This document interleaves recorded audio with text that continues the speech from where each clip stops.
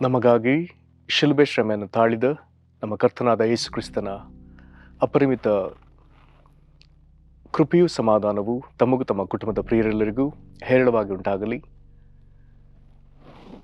ಈ ಹೃದಯಂಗಮ ಮಾತು ಎನ್ನುವಂಥ ಈ ವಾಕ್ಯ ಧ್ಯಾನದ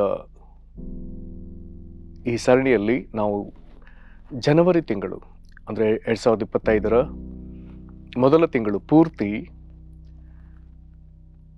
ಕನಿಕರದ ಕುರಿತಾಗಿ, ಅವುಗಳಲ್ಲಿ ಮುಖ್ಯವಾಗಿ ನಾವು ದೇವರ ಕನಿಕರವು, ಅವುಗಳಲ್ಲಿ ಕೆಲವು ವಚನಗಳು ನಾವು ಮನುಷ್ಯರಾದ ನಾವು ಇತರಿಗೆ ತೋರಬೇಕಾದ ಕನಿಕರದ ಕುರಿತಾದ ವಚನಗಳನ್ನೇ ನಾವು ಹೇರಳವಾಗಿ ಧ್ಯಾನಿಸಿದೆವು. ನಂತರದಲ್ಲಿ ಫೆಬ್ರವರಿ ತಿಂಗಳು ಒದಗಿಸುವ ಆತನು,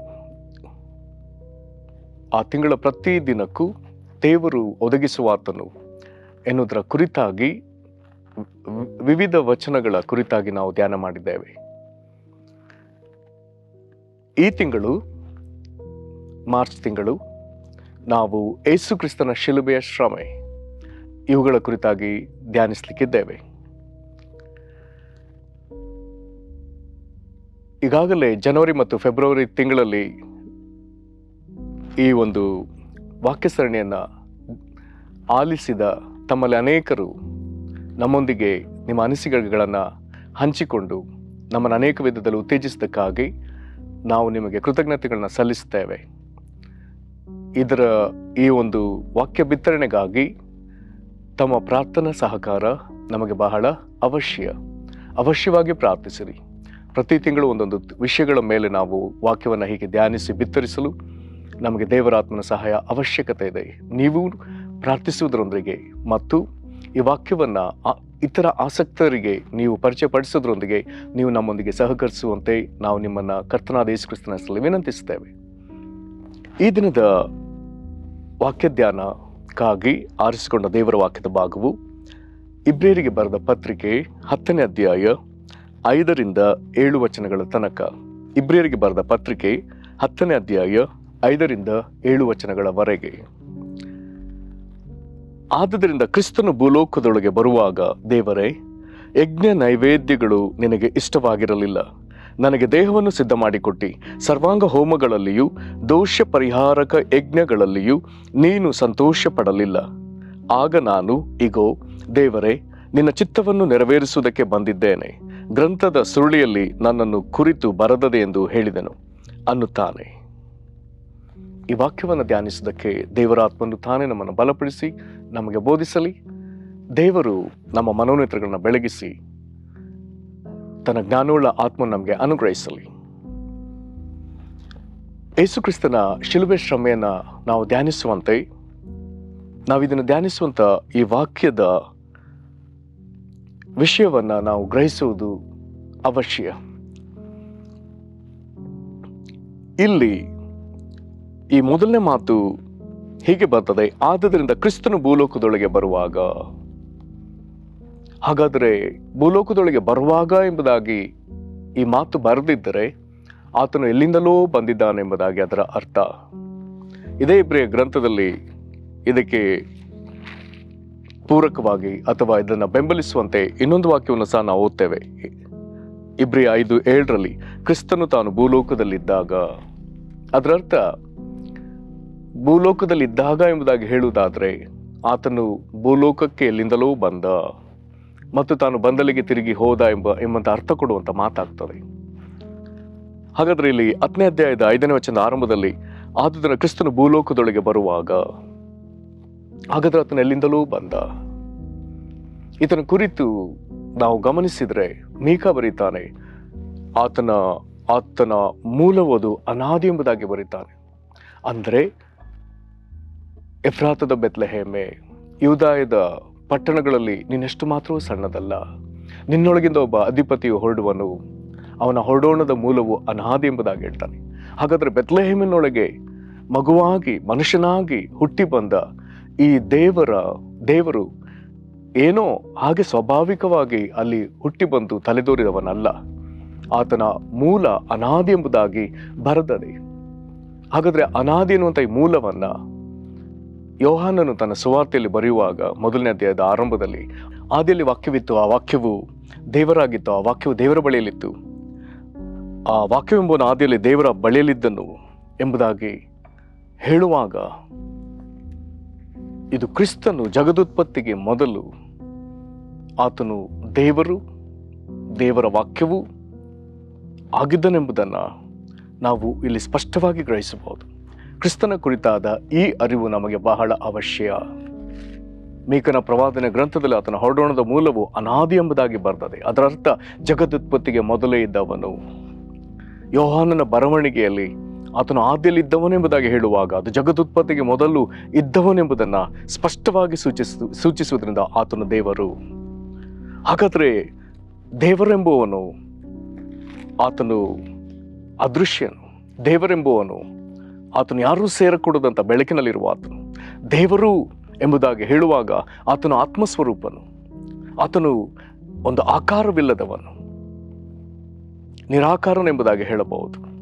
ಇಂತಹ ದೇವರು ಈತನ ಕುರಿತಾಗಿ ಇರುವಂಥ ಅನೇಕ ಪ್ರಕಟಣೆ, ದೇವರ ಕುರಿತಾಗಿರುವಂಥ ಅನೇಕ ಪ್ರಕಟಣೆಗಳಲ್ಲಿ ಮತ್ತೊಂದು ಆತನು ಸೃಷ್ಟಿಕರ್ತನು.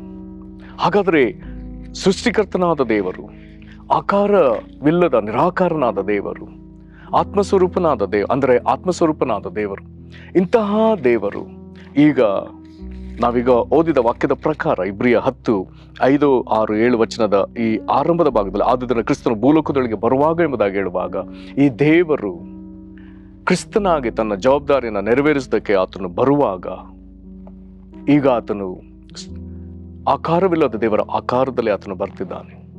ಅದೃಶ್ಯನಾದ ದೇವರು ಪ್ರತ್ಯಕ್ಷನಾಗಿ ಆತನು ಬರ್ತಿದ್ದಾನೆ.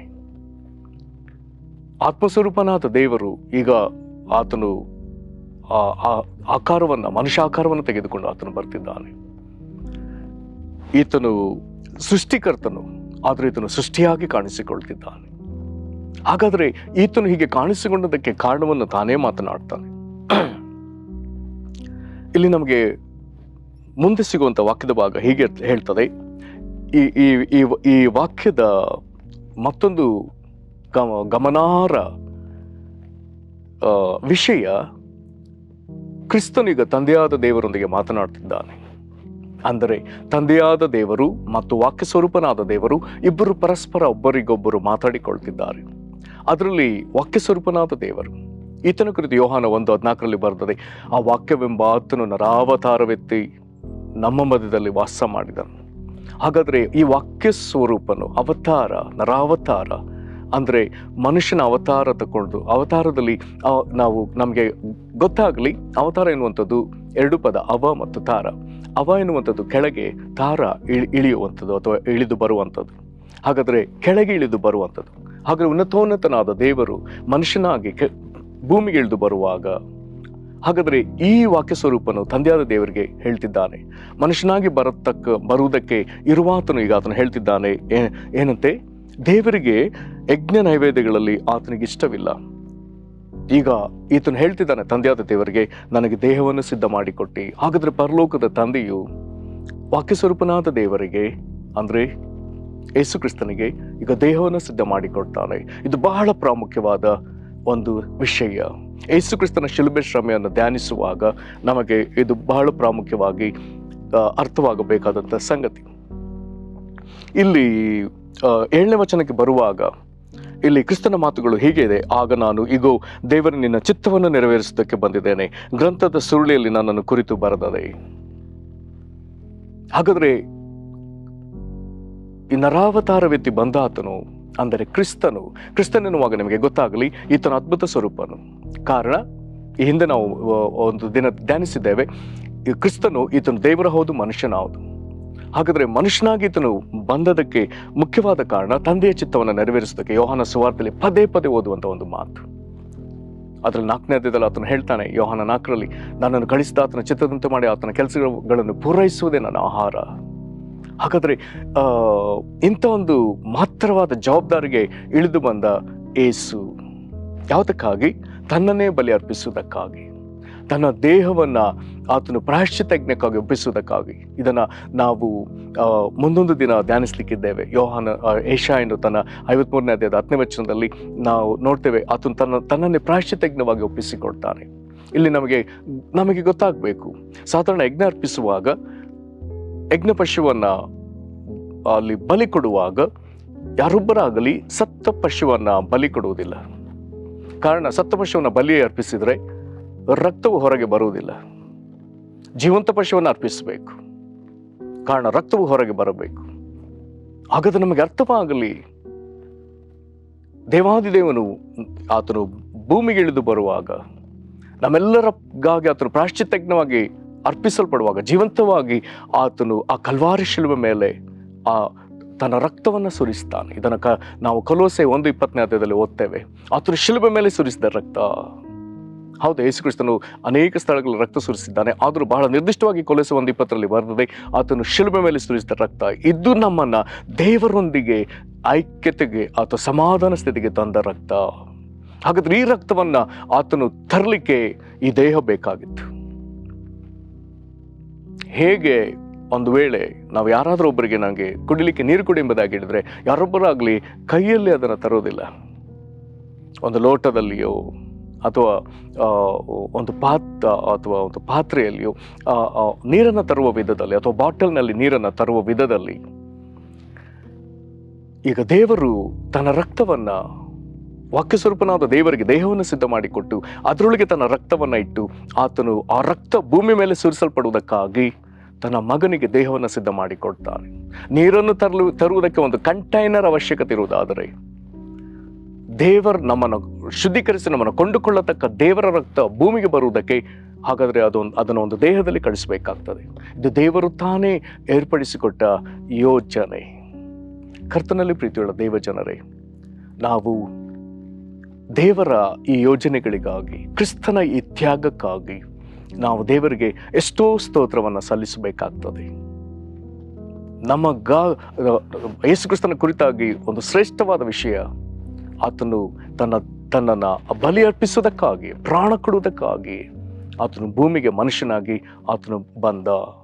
ದೇವರು ಮನುಷ್ಯನಾಗಿ ಭೂಮಿಗೆ ಬಂದ, ತನ್ನ ರಕ್ತವನ್ನು ಸುರಿಸುವುದಕ್ಕಾಗಿ ಬಂದ. ಅಪೊಸ್ತಲರ ಕೃತ್ಯ 20:28ರಲ್ಲಿ ಸ್ಪಷ್ಟವಾಗಿ ಬರ್ತದೆ, ದೇವರ ಸ್ವರಕ್ತ, ದೇವರ ರಕ್ತವನ್ನು ಸುರಿಸುವುದಕ್ಕಾಗಿ ಆತನು ಬಂದ. ಆ ರಕ್ತವೇ ನಮ್ಮನ್ನು ಕೊಂಡುಕೊಂಡಂತ ರಕ್ತ. ಆ ರಕ್ತದಿಂದಲೇ ನಾವು ದೇವರಿಗೆ ಸ್ವಂತವಾದೆವು. ಕರ್ತನಲ್ಲಿ ಪ್ರೀತಿಯುಳ್ಳ ದೇವ ಜನರೇ, ಯೇಸು ಕ್ರಿಸ್ತನ ಶಿಲುಬೆ ಧ್ಯಾನವನ್ನು ನಾವು ಧ್ಯಾನಿಸುತ್ತಿರುವ ಹಾಗೆ ಈ ದಿನ ನಾವು ಗ್ರಹಿಸುವಂಥ ದೊಡ್ಡ ವಿಷಯ, ದೇವರು ತಾನೇ ಮನುಷ್ಯನಾಗಿ ಭೂಮಿಗೆ ಬಂದಿದ್ದಾನೆ. ಆ ದೇಹದಲ್ಲಿ ತನ್ನ ರಕ್ತವನ್ನು, ದೇವರ ರಕ್ತವನ್ನು ತಂದಿದ್ದಾನೆ. ಆತನು ಶಿಲುಬೆಯಲ್ಲಿ ಬಲಿಯಾಗುವಾಗ ಅದನ್ನು ನಮಗಾಗಿ ಸುರಿಸಿದ್ದಾನೆ. ಆ ರಕ್ತ ನಮ್ಮನ್ನು ತನಗಾಗಿ ಕೊಂಡುಕೊಂಡ ರಕ್ತ, ದೇವರೊಂದಿಗೆ ನಮ್ಮನ್ನು ಸಮಾಧಾನ ಪಡಿಸಿದ ರಕ್ತ. ಇದಕ್ಕಾಗಿ ನಾವು ಸ್ತೋತ್ರ ಸಲ್ಲಿಸಿ ಪ್ರಾರ್ಥಿಸೋಣ. ಮಹಾಕೃಪೆಯ ಪರಲೋಕ ತಂದೆಯೇ, ನಿನ್ನ ಮಹಾಗಣವುಳ್ಳ ನಾಮಕ್ಕೆ ನಾವು ಸ್ತೋತ್ರ ಸಲ್ಲಿಸ್ತೇವೆ. ದೇವಾದಿ ದೇವನೇ, ಅಪ್ಪ, ದೇವರ ಚಿತ್ತವನ್ನು ನೆರವೇರಿಸುವುದಕ್ಕಾಗಿ ಮತ್ತು ಪರಲೋಕ ತಂದೆಯೇ, ನೀನು ವಾಕ್ಯ ಸ್ವರೂಪನಾದ ದೇವರಿಗೆ, ಶಬ್ದ ಸ್ವರೂಪನಾದ ದೇವರಿಗೆ ನೀನು ಈ ಮನುಷ್ಯರ ದೇಹವನ್ನು ನೀನು ನಿರ್ಮಿಸಿಕೊಟ್ಟಿಯಲ್ಲ. ಇದರ ನಿಮಿತ್ತವಾಗಿ ಯೇಸುವೇ ಕ್ರಿಸ್ತನೇ, ನೀನು ಭೂಮಿಗೆ ಬಂದು ದೇವರ ಚಿತ್ತವನ್ನು ನೆರವೇರಿಸಿದೆಯಲ್ಲ, ದೇವರ ರಕ್ತವನ್ನು ಭೂಮಿಗೆ ತಂದಿಯಲ್ಲ, ನಮ್ಮನ್ನು ಶುದ್ಧೀಕರಿಸಿ ನಮ್ಮನ್ನು ಕೊಂಡುಕೊಳ್ಳತಕ್ಕ ರಕ್ತವನ್ನು ನೀನು ಭೂಮಿಯಲ್ಲಿ ಸುರಿಸಿದೆಯಲ್ಲ. ನಿನ್ನ ಶಿಲುಬೆಯಲ್ಲಿ ಸುರಿಸಿದ ರಕ್ತದಿಂದಲೇ, ನೀನು ಬಲಿಯಾಗಿ ಅರ್ಪಿಸುವಾಗ ಸುರಿಸಿದ ರಕ್ತದಿಂದಲೇ ನಮ್ಮನ್ನು ದೇವರೊಂದಿಗೆ ಸಮಾಧಾನ ಸ್ಥಿತಿಗೆ ತಂದಿಯಲ್ಲ. ದೇವರೇ, ಆ ರಕ್ತದ ನಿಮಿತ್ತ ನೀನು ನಮ್ಮೊಂದಿಗೆ ಸಮಾಧಾನ ಸ್ಥಿತಿಗೆ ನೀನು ಬಂದಿಯಲ್ಲ. ಇದಕ್ಕಾಗಿ ನಿನಗೆ ಸ್ತೋತ್ರ. ಕರ್ತನೇ, ನಾವು ಹೆಚ್ಚೆಚ್ಚಾಗಿ ಶಿಲುಬೆ ಕುರಿತು ಧ್ಯಾನಿಸೋದಕ್ಕೆ ನೀನು ನಮ್ಮನ್ನು ಬಲಪಡಿಸ್ರಿ. ನಮಗೆ ನೀವು ಬೋಧಿಸಬೇಕೆಂದು ಬೇಡಿಕೊಳ್ತೇವೆ. ಈ ವಾಕ್ಯವನ್ನು ಕೇಳ್ತಿರುವಂಥ ಈ ಪ್ರಿಯರನ್ನು ನೀನು ಕನಿಕರಿಸು ಸ್ವಾಮಿ. ಪಾಪ ಕ್ಷಮಾಪಣೆಯ ದೃಢ ನಿಶ್ಚಯ ಇವರಿಗುಂಟಾಗಲಿ. ನಿನ್ನೊಂದಿಗೆ ಐಕ್ಯತೆಯನ್ನು ಸಾಧಿಸಿದ ದೃಢ ನಿಶ್ಚಯ ಇವರಿಗುಂಟಾಗಲಿ. ಸೈತಾನನ ಹಿಡಿತದಿಂದ ಈ ಪ್ರಿಯರಿಗೆ ಬಿಡುಗಡೆ ಆಗಲಿ. ಆಶೀರ್ವದಿಸ್ರಿ. ನೀನಾಗ ಮಾಡುವುದಕ್ಕಾಗಿ ಸ್ತೋತ್ರ. ಯೇಸು ಕ್ರಿಸ್ತನ ಹೆಸರಿನಲ್ಲಿ ಬೇಡಿದ್ದೇವೆ ನಮ್ಮ ತಂದೆಯೇ, ಆಮೆನ್. ಕರ್ತನು ನಿಮ್ಮನ್ನು ಆಶೀರ್ವದಿಸಲಿ. ವಂದನೆಗಳು.